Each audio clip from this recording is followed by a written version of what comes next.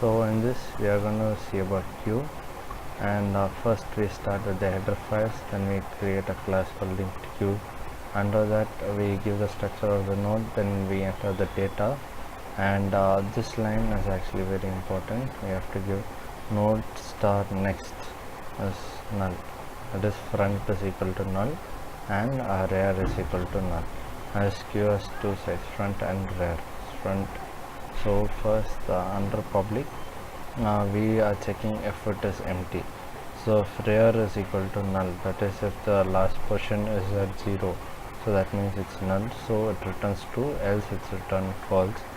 And here we are adding an element, so enqueue. Here we start with node star temp is equal to new node, and temp's next value, that is temp's next data, will be given the value, and temp dot next equal, so the next pointer will point to null. And if it is empty, then front and rear is equal to temp, then we else the rear dot next, that is the next of rear will be equal to temp.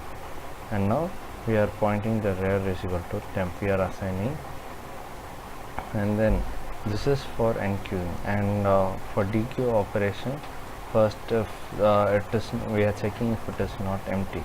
So if it is not empty, node star temp is equal to new, we are creating a new node, then we are assigning the temp to the front, then the value will be given to the front data, then from the front will be given to front dot next. Then so the one element will be free, so that element will be deleted and we are returning the value. Now we are to display. So first under display operation, node star a, so a is equal to front. Now we are printing the elements, and if it is null, that is if the queue is empty, then we are displaying that nothing is there, and it is going to enter. Now under main function, first we give the name and we are given integer. Now so first we are asking for the options, whether enqueue or dequeue or to display, and for exe2. We assign them with each number, then we are asking them to input the option. Now if the option is 1, then enter the element to enqueue, enter the element to add, then add it to the queue and go to the lab, that is show display the options.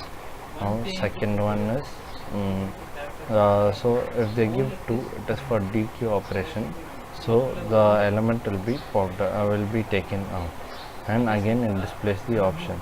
Then when they give the third option, it will just display what all are the elements there in the queue.